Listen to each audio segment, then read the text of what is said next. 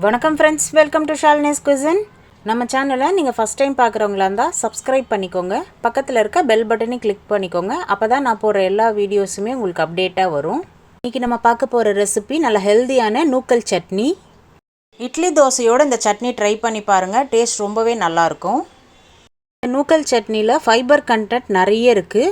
Carbohydrate ரொம்ப லோவாக இருக்கனால இது டயபெட்டிக் ஃப்ரெண்ட்லி தான். டயபெட்டிஸ் இருக்கவங்க கூட கண்டிப்பாக ட்ரை பண்ணி பாருங்கள்.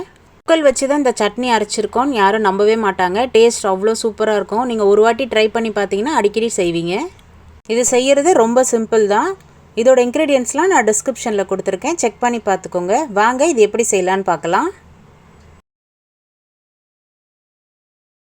இந்த சட்னிக்கு நான் 2 நூக்கோல் எடுத்திருக்கேன். இப்போ இது தோல் சீவி பொடியாக கட் பண்ணி வச்சுக்கலாம். இப்போ ஒரு பேனில் 1 டேபிள் ஸ்பூன் எண்ணெய் சேர்த்துக்கலாம். அதில் 1 டேபிள் ஸ்பூன் உளுத்தம்பருப்பு கொஞ்சம் செவக்க வறுத்துக்கலாம்.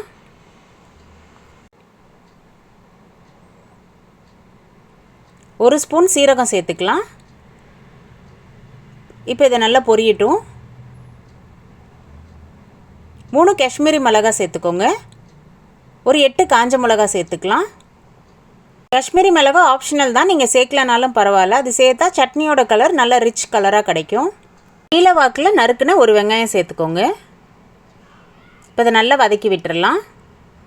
வெங்காயம் கொஞ்சம் நல்லா வதங்கணும்.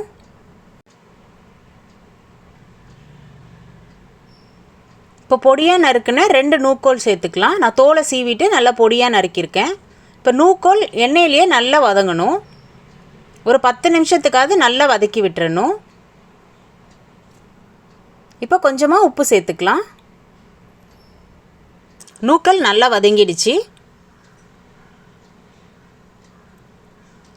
ஒரு சின்ன துண்டு புளி சேர்த்துக்கோங்க.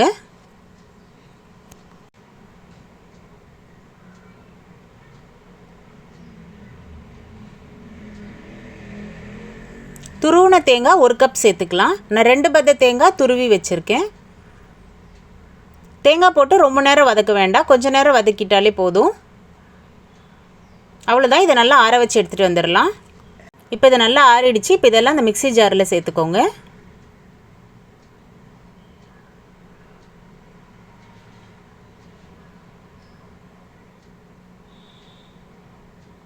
கொஞ்சமாக தண்ணி சேர்த்துக்கலாம். இப்போ இதை நல்லா நைஸாக அரைச்சிக்கலாம். நம்ம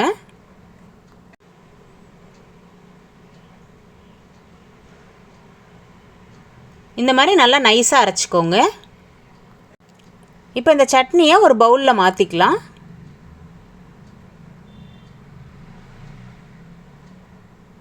இப்போ இந்த சட்னிக்கு தேவையான தாளிப்பு பண்ணிடலாம்.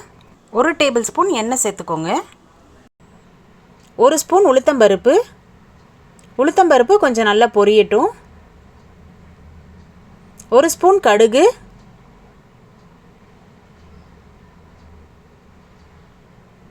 கொஞ்சமாக கருவேப்பிலை சேர்த்துக்கலாம்.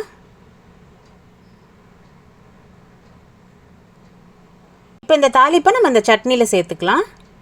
இவ்வளோதான், நல்லா சூப்பராக ரெடி ஆகிடுச்சு பாருங்கள். நல்ல ஹெல்த்தியான நூக்கல் சட்னி. டேஸ்ட் ரொம்பவே சூப்பராக இருக்கும். கண்டிப்பாக ட்ரை பண்ணி பாருங்கள். இந்த ரெசிபி உங்களுக்கு பிடிச்சதுன்னா நீங்களும் உங்கள் வீட்டில் ட்ரை பண்ணி பார்த்துட்டு எப்படி இருந்துன்னு கமெண்ட் பாக்ஸில் கமெண்ட் பண்ணுங்கள். லைக் பண்ணுங்கள், ஷேர் பண்ணுங்கள். மறக்காமல் ஷாலினிஸ் குசின் யூடியூப் சேனலை சப்ஸ்கிரைப் பண்ணுங்கள். பக்கத்தில் இருக்க பெல் பட்டனையும் கிளிக் பண்ணுங்கள். அப்போ தான் நான் போடுற எல்லா வீடியோஸுமே உங்களுக்கு அப்டேட்டாக வரும். தேங்க்ஸ் ஃபார் வாட்சிங்.